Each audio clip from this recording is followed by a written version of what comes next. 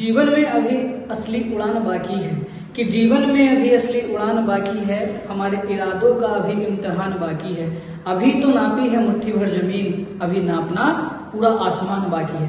जय हिंद साथियों, स्वागत है आप सभी का आपके अपने डीएसपी एकेडमी धामपुर में। और कल हमारी एक क्लास फिजिक्स की यानी कि भौतिक विज्ञान की पहली क्लास मात्रक और मापन हम लोग पढ़ चुके थे, जिसमें हमने मात्रक और मापन के विषय में और भौतिक राशियों के विभाजन के विषय में कंप्लीटली पढ़ा था और विज्ञान को किस तरह से डिवाइड किया गया, ठीक है, विज्ञान की कितनी शाखाएं हैं, उनको किस तरह से वर्णित किया जाता है, किस तरह से उनको एक्सप्लेन किया जाता है, वो सारी चीजें हम लोग पढ़ चुके थे। अगली क्लास में बच्चे हमें आज पढ़ना था, कल जहां हमारी क्लास छूटी थी उसके बाद अगला जो हमारा पॉइंट है वो अगला पॉइंट हमारा आता है विभिन्न मात्रकों की विमाएं। तो विमाओं के विषय में थोड़ा जानते हैं और जो हमने मात्रक पढ़े थे या मापन पढ़ा था उसको हम किस प्रकार से मापते हैं, उसको मापने की कितनी विधियां हैं, कितनी प्रणालियां हैं, आज उस पर हम चर्चा करेंगे। और साथ ही साथ जो विमीय सूत्र हैं, ठीक है, विभिन्न भौतिक राशियों की विमाएं या विमीय सूत्र एग्जाम की दृष्टि से बहुत ज्यादा इंपोर्टेंट हो जाते हैं बच्चों, ठीक है। तो उनको कैसे बनाते हैं, ये विमीय सूत्र कैसे जनरेट किए जा सकते हैं, कैसे इनको बनाया जा सकता है, क्या इनका स्ट्रक्चर होता है, आज की क्लास बहुत ही इंपॉर्टेंट हमारी होने वाली है। आइए बढ़ते हैं अपनी क्लास की ओर। आज सबसे पहले हम बात करेंगे मात्रक की पद्धतियों की। तो बच्चों जनरली मात्रक की 4 पद्धतियां होती हैं, ठीक है। मात्रक की कितनी पद्धति होती है बच्चों? 4। सबसे पहले हमारे पास होगी सीजीएस पद्धति। पहली पद्धति क्या होगी? सीजीएस पद्धति। दूसरी पद्धति क्या होगी? एफपीएस पद्धति। तीसरी क्या होगी? एमकेएस पद्धति। और चौथी क्या होगी? अंतरराष्ट्रीय पद्धति, ठीक है, यानी कि जिसको हम एसआई पद्धति बोलते हैं। जो एसआई पद्धति है बच्चों, एसआई पद्धति जो है 1960 में विकसित की गई। क्या उसका रीजन रहा, क्यों उसको डेवलप किया गया और किस तरह से एक्सेप्ट की गई, उन सभी चीजों पर हम चर्चा करेंगे। जबकि इसको जो मान्यता दी गई एसआई पद्धति को, अंतरराष्ट्रीय पद्धति को, वो कब दी गई थी बच्चों? 1971 में। तो आइए समझते हैं क्यों इन पद्धतियों को अलग अलग बांटा गया, क्या इनमें डिफरेंस है। बहुत इंपॉर्टेंट टॉपिक हमारा ये है। तो जो सीजीएस पद्धति क्या है? सीजीएस पद्धति का अगर हम जिक्र करते हैं, सबसे पहले तो मात्रकों को नापने के लिए 3 चीजों को आधार बनाया गया। वे 3 चीजें क्या हैं? अगर उन 3 चीजों को हम समझ लेते हैं तो बड़ी ही आसानी हो जाएगी तीनों पद्धतियों को समझने में। 3 चीजों को आधार बनाया गया पद्धतियों में, तीनों चारों ही पद्धतियों में 3 चीजें आधार हैं। एक है आपका लंबाई, दूसरा है आपका द्रव्यमान और तीसरा है आपका समय। तो 3 मूल राशियों को आधार बनाया गया चारों ही पद्धतियों का, जिसमें सबसे पहले अगर मैं बात करूं सीजीएस पद्धति की, तो बच्चे सीजीएस पद्धति में चूंकि हमें पता है कि आधार क्या है पद्धति को मापने का? लंबाई, द्रव्यमान और समय। तो एक ऐसी पद्धति जिसमें लंबाई को मापने के लिए सेंटीमीटर का प्रयोग होता है, द्रव्यमान ग्राम में मापा जाता है और समय सेकंड में मापा जाता है, उस पद्धति को क्या कहा जाता है? सीजीएस पद्धति। ये पद्धति जो है बच्चे फ्रेंच साइंटिस्ट द्वारा विकसित की गई थी, इसलिए इस पद्धति को फ्रेंच पद्धति भी कहा जाता है। इस पद्धति को क्या बोलते हैं बच्चों? फ्रेंच पद्धति। लेकिन यही हम बात करेंगे एफपीएस पद्धति की। तो एफपीएस पद्धति क्या है? जिसमें लंबाई को फुट में, द्रव्यमान को P4 पाउंड में और समय को S फॉर सेकंड में मापा जाता है। उस पद्धति को क्या नाम दिया गया? एफपीएस पद्धति कहा गया बच्चों उसको। एफपीएस पद्धति जो है वो ब्रिटिश साइंटिस्ट ने विकसित की थी, इसलिए इसको ब्रिटिश पद्धति कहा जाता है बच्चों। इसके बाद अगर हम बात करते हैं एमकेएस पद्धति की, तो एमकेएस पद्धति जो है बिल्कुल इसी तरह से 3 चीजें हमारे पास आधारभूत हैं, जिनके आधार पर इन पद्धतियों को विकसित किया। तो एमकेएस पद्धति क्या होगी? जिसमें लंबाई को विकसित किया गया, लंबाई को मापा गया किससे? मीटर से। द्रव्यमान को मापा गया किससे? किलोग्राम से। और समय को मापा गया बच्चे किससे? सेकंड से। उस पद्धति को हमने क्या नाम दिया? उस पद्धति को नाम दिया गया बच्चों एमकेएस पद्धति। अब चूंकि इन 3 पद्धतियों में तीनों ही मात्रक, तीनों ही आधार जो है वो अलग अलग हो गए, केवल एकमात्र समय का आधार ऐसा रहा जो तीनों में ही सेम है, चाहे वो सीजीएस पद्धति हो, चाहे वो एफपीएस पद्धति हो, चाहे वो m के s पत्तियों। केवल समय एकमात्र ऐसा आधार रहा जिसकी तीनों में ही मात्रक सेम है, लेकिन अन्य चीजों को लेकर विभेद हो जाता है। अब इस विभेद के कारण एक पद्धति ऐसी प्रचलन में आई जिसको अंतर्राष्ट्रीय स्तर पर मान्यता दी गई। उस पद्धति का नाम क्या रखा गया बच्चों? अंतर्राष्ट्रीय पद्धति। उस पद्धति को हम लोग क्या बोलते हैं? अंतर्राष्ट्रीय पद्धति। तो एट प्रेजेंट जितने भी मापन हैं, चाहे वो आपके मूल राशि हो, चाहे वो आपकी व्युत्पन्न राशि हो, उन सभी को बच्चे किस माध्यम से मापा जाता है? कौन सी पद्धति से मापा जाता है? अंतर्राष्ट्रीय पद्धति से। अंतर्राष्ट्रीय पद्धति यानी कि इंटरनेशनल सिस्टम, लेकिन ये लिखा जाता है SI। इसको बच्चों शॉर्ट फॉर्म के रूप में उल्टा करके लिखा जाता है, ठीक है। ये सिस्टम इंटरनेशनल नहीं है, ये इंटरनेशनल सिस्टम ही पढ़ा जाएगा, अंतर्राष्ट्रीय पद्धति। अब ये जो अंतर्राष्ट्रीय पद्धति है अस्तित्व में कब आई थी? 1960 में। लेकिन बच्चों इसको जो मान्यता दी गई अंतर्राष्ट्रीय स्तर पर वो कब दी गई? 1971 में। ध्यान रखिए इसको। 1971 में अंतर्राष्ट्रीय पद्धति प्रचलन में आती है। अब अंतर्राष्ट्रीय पद्धति की विशेषता क्या रही? अंतर्राष्ट्रीय पद्धति में इन आधार को हम कैसे मापते हैं? तो अंतर्राष्ट्रीय पद्धति जो है वो MKS पद्धति का ही एक प्रकार है। अर्थात अंतर्राष्ट्रीय पद्धति चूंकि MKS पद्धति का ही प्रकार है, तो इन तीनों आधारों को MKS पद्धति के आधार पर ही इसमें मापा जाता है। यानी समझेंगे, MKS पद्धति का ही एक रूप क्या है? अंतर्राष्ट्रीय पद्धति। अर्थात जिसमें लंबाई को मीटर में, द्रव्यमान को किलोग्राम में और समय को सेकंड में मापा जाता है, ठीक है। अंतर्राष्ट्रीय पद्धति में बिल्कुल MKS पद्धति की ही प्रणालियां हैं, क्योंकि उसी का संशोधित रूप क्या है? अंतर्राष्ट्रीय पद्धति, ठीक है। तो इसको हम ये नहीं कह सकते कि अंतर्राष्ट्रीय पद्धति ही MKS पद्धति है, ये कहना अनुचित होगा। इसके बाद हम बात करेंगे विमाओं की। तो बच्चे विमा है क्या? विमा किसको कहते हैं?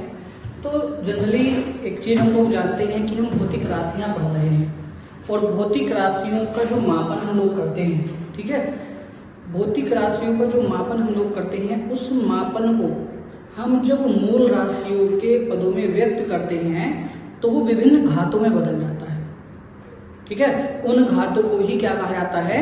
विमा कहा जाता है। यानी कि भौतिक राशियों के मानकों के मात्रकों के पदों में व्यक्त करने के लिए जिन मूल पदों की जो घातें लगाई जाती हैं, उन घातों को ही क्या कहा जाता है? विमाएं। जैसे अगर मैं बात करूं लंबाई है, लंबाई की जो विमा है वो क्या है बच्चों?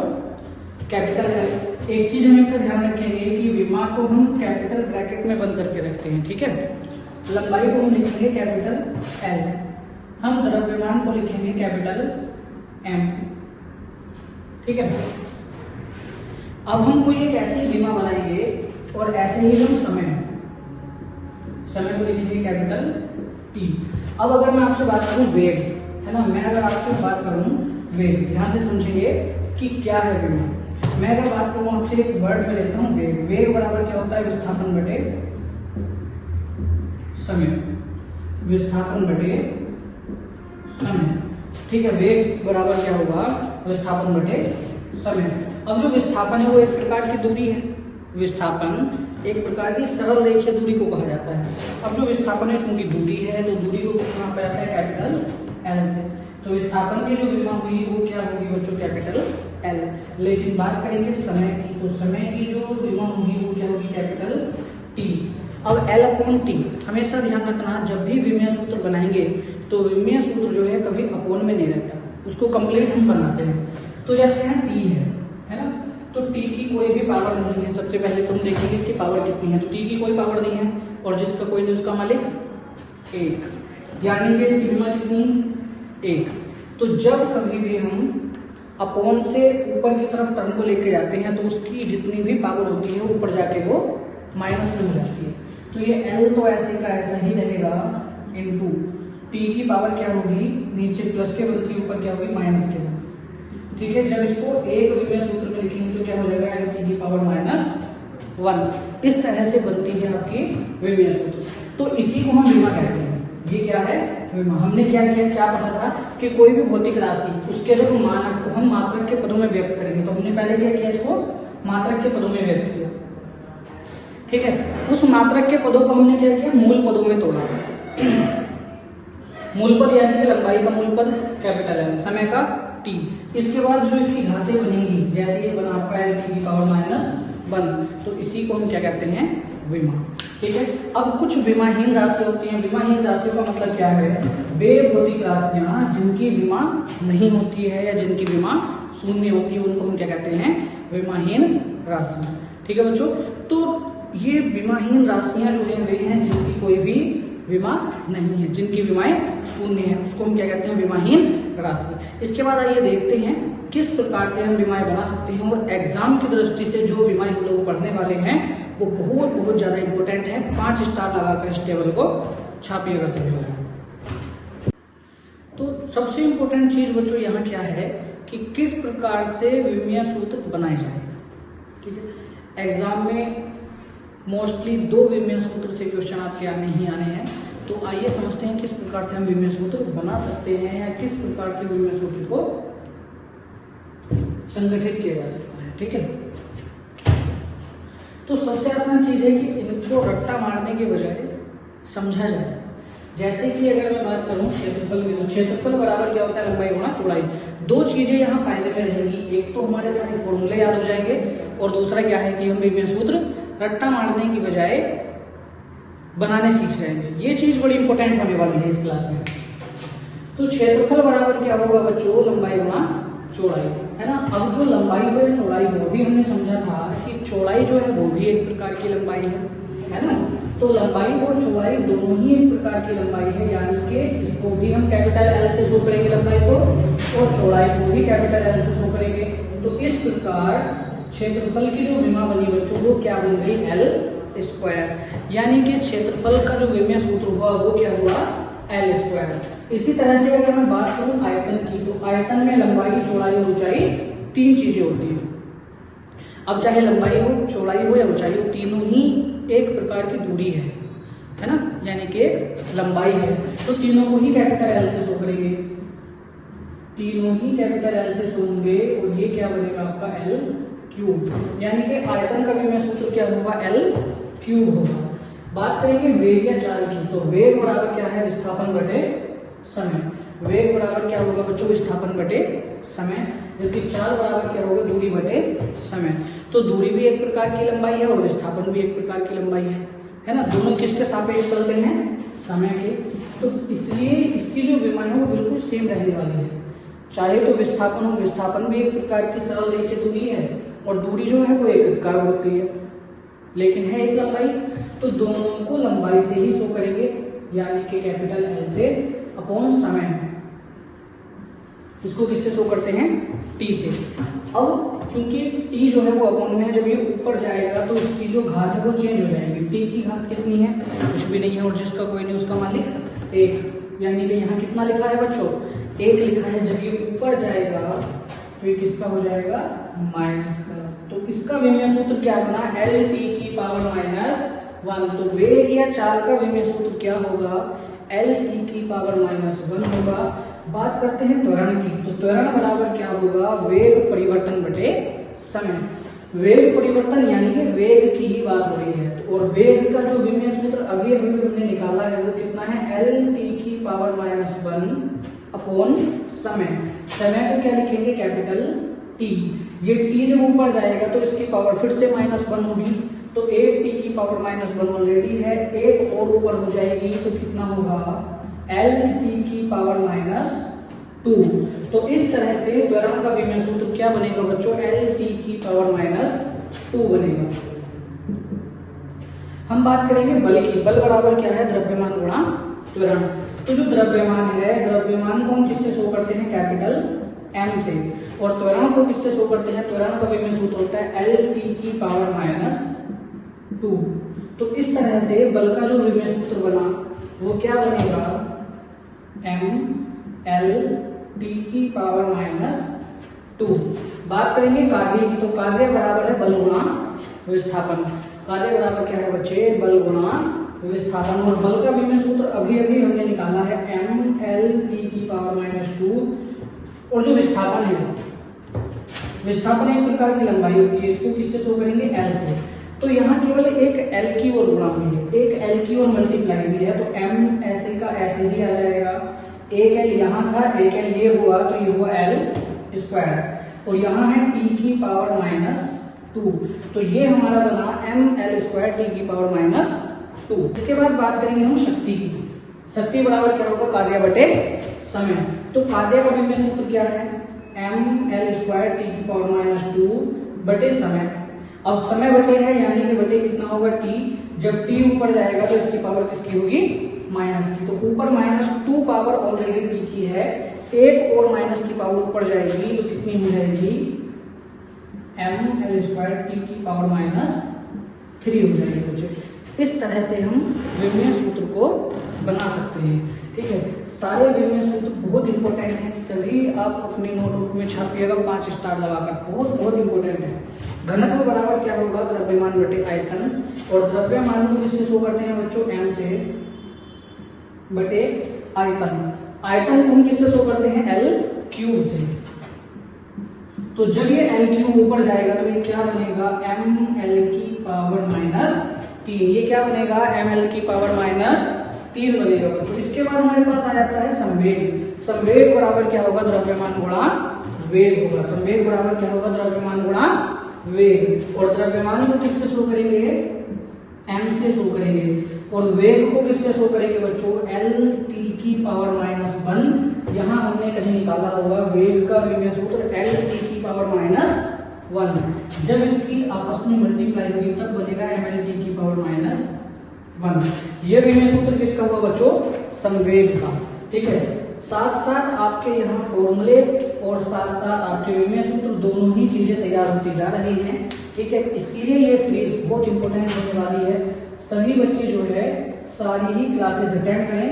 ये जो हमारा 1 रुपए वाला बैच चल रहा है ऑनलाइन, ठीक है, ये आज उसी की 2nd क्लास है।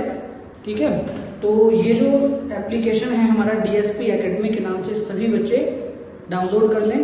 और आगामी जो बैच रहेंगे बहुत ही ज़बरदस्त रहने वाले हैं। बहुत ही जल्द हमारी और सभी क्लासेस पूरा कंप्लीट बैच आने वाला है। और बैचेस जो रहेंगे बच्चे बहुत ही कम शुल्क में रहने वाले हैं, क्योंकि हमारा जो लक्ष्य है हर बच्चे को पढ़ाना है, ना कि उस पर फीस का बर्डन डालना है। आगे बढ़ते हैं। गतिज ऊर्जा बराबर क्या होगा, 1/2 गुणा द्रव्यमान गुणा वेग स्क्वायर। अगर हम बात करते हैं 1/2 की, तो हम केवल विमेय सूत्र लिख रहे हैं इस समय। विमेय सूत्र में जो भी स्थायी चीजें होती हैं, ठीक है, या कांस्टेंट होता है, उसको हम लोग छोड़ देते हैं। तो द्रव्यमान क्या है, द्रव्यमान को किससे शो करेंगे, m से। और वेग क्या है, वेग की विमेय हमें पता है lt की पावर -1। तो बच्चे इस प्रकार से गतिज ऊर्जा का विमेय सूत्र क्या बनेगा, mlt की पावर -1।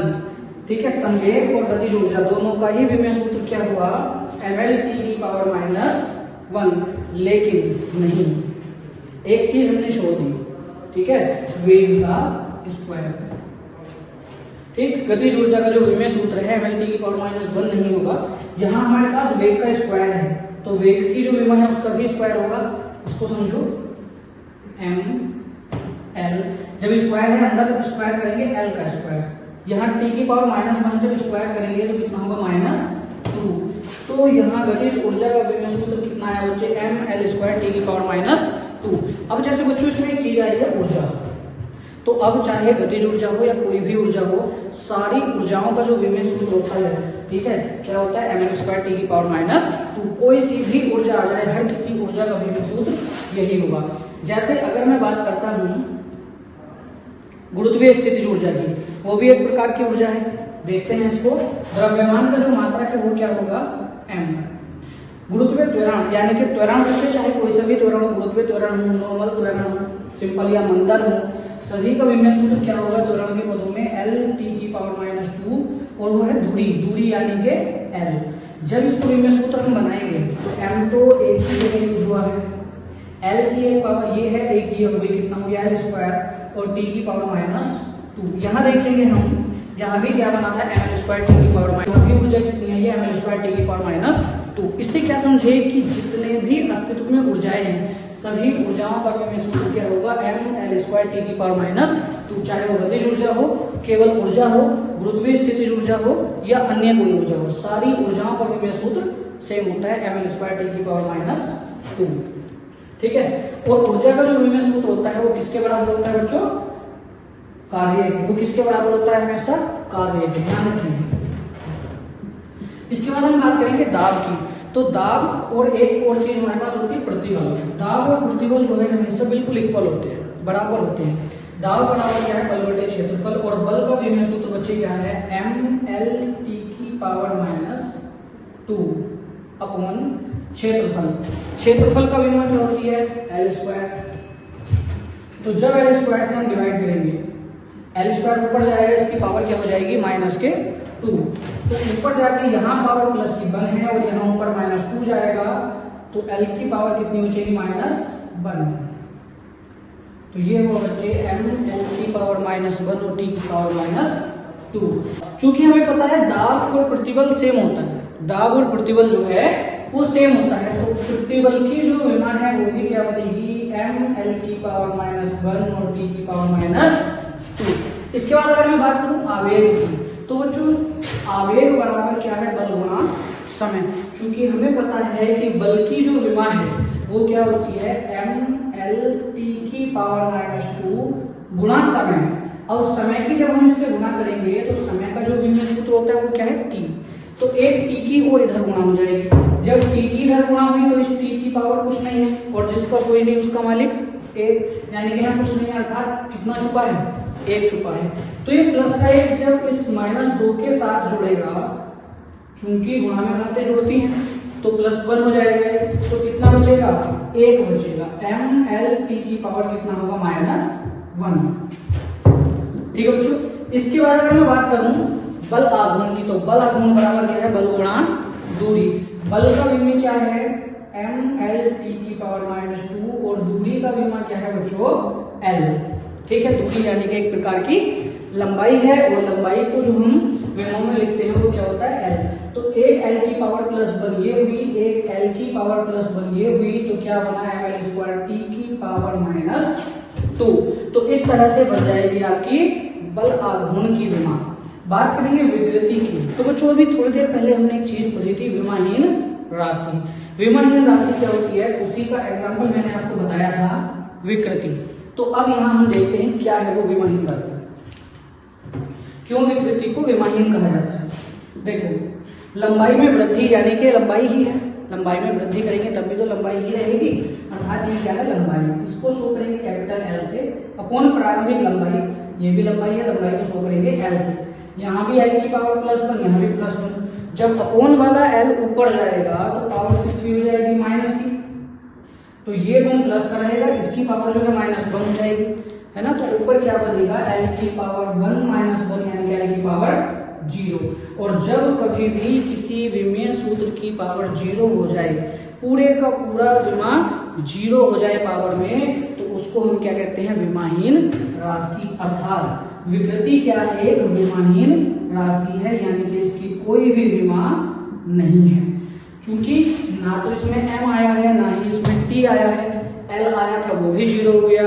तो इसमें ना तो आपका तीनों ही जो आधार हैं हमारे, ठीक है, उन तीनों आधार में से कोई भी नहीं आया।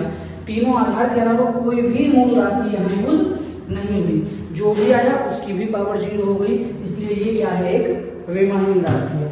मैं बात करूं बच्चों प्रत्यास्था गुणांक की, प्रत्यास्था गुणांक बराबर क्या होगा, प्रतिबल बटे विकृति।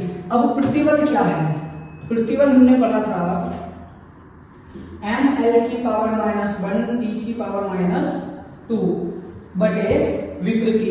अब मैं अगर विकृति की बात करता हूं बच्चों, तो विकृति की जो विमा है, विकृति क्या है, विमाहीन राशि है। विकृति क्या है बच्चों, एक विमाहीन राशि, ठीक है। विकृति चूंकि एक विमाहीन राशि है, इसकी तो कोई विमा है ही नहीं, तो विकृति की जगह तो कुछ रखा ही नहीं जाएगा, है ना। जो विमाहीन है उसका मान कितना, 1। जब मैं यहाँ 1 रखूंगा और 1 से इसको डिवाइड करूंगा बच्चों, तो ये कितना बचेगा, mL की पावर -1 t की पावर -2। ये ऐसे का ऐसा ही बच जाएगा, ठीक है। यानी प्रत्यास्था गुणांक क्या हुआ, mL की पावर -1 t की पावर -2। इसके बाद अगर मैं बात करता हूँ पृष्ठ तनाव की, तो पृष्ठ तनाव बराबर क्या है, बल प्रति लंबाई, और बल का विमा क्या है बच्चों, mL t की पावर -2 बटे लंबाई। लंबाई को हम शो करते हैं कैपिटल L से। अब जब कैपिटल L ऊपर जाएगा तो क्या होगा, इसकी पावर -1 हो जाएगी। यहाँ प्लस के बन, नीचे -1, सेम कंडीशन बनी विकृति की, है ना। यानी कि L और L आपस में कैंसिल हो गए, केवल क्या बचा m और t की पावर -2। तो जो पृष्ठ तनाव है उसकी विमा क्या हुई m t की पावर -2। हालांकि कभी कभी एग्जाम में इस तरह से आ जाता है ऑप्शन में m की पावर 1 l की पावर 0, चूंकि l इसमें नहीं है तो हम इसको लिख सकते हैं l की पावर 0 और t की पावर -2। जैसे यहाँ l की पावर 0 आया था तो एग्जामिनर कभी कभी खेलता है बच्चे के साथ, किस तरह से, वो इसको क्या लिख सकता है, इसको लिख सकता है वो m की पावर 0 l की पावर 0 t की पावर 0, यानी कि किसी का भी कोई अस्तित्व नहीं है, ठीक है। जिसकी पावर 0 हो जाती है या जो विमीय सूत्र में नहीं है उसकी पावर 0 मान ली जाती है, क्योंकि किसी की भी पावर 0 का कोई भी अस्तित्व नहीं होता है विमीय सूत्र में, ठीक है। जबकि संख्यात्मक मान में अगर कहीं किसी की पावर 0 आती है तो उसका मान कितना होता है 1, ठीक है, उसका मान कितना होता है 1। यही गुरुत्वाकर्षण नियतांक की अगर हम बात करते हैं तो गुरुत्वाकर्षण नियतांक बराबर क्या होगा बच्चों, बल गुणा दूरी का स्क्वायर। बल का विमीय सूत्र क्या होगा ml t की पावर -2 और दूरी को किससे शो करेंगे l से, चूंकि स्क्वायर है तो ये क्या बनेगा l स्क्वायर, ठीक है। अब अपोन में जो है वो द्रव्यमान गुणा द्रव्यमान है और द्रव्यमान को हम शो करते हैं किससे m से, द्रव्यमान को शो करेंगे m से, तो दो जगह द्रव्यमान है तो ये आएगा m स्क्वायर। अब जब ये m स्क्वायर ऊपर जाएगा, इसको यहाँ ध्यान से समझना है, जब ये m स्क्वायर ऊपर जाएगा बच्चे तो ये जो हो जाएगा इसकी पावर माइनस की हो जाएगी m की पावर -2 और यहाँ m की पावर है +1, जब +1 में -2 ऐड होगा तो कितना हुआ m की पावर -1, l की एक पावर ये रही तो ये रही, कितना हुआ l³ और t की पावर -2। तो बच्चों गुरुत्वाकर्षण नियतांक की क्या विमा बनेगी m की पावर -1 l³ t की पावर -2। इसके बाद अगर मैं बात करता हूँ गुरुत्वीय क्षेत्र की तीव्रता की, तो गुरुत्वीय क्षेत्र की तीव्रता क्या होगी, ध्यान दो, गुरुत्वाकर्षण बल की विमा क्या है m की पावर -1 l की पावर 3 t की पावर -2। इसको हम डिवाइड करेंगे किससे, द्रव्यमान से।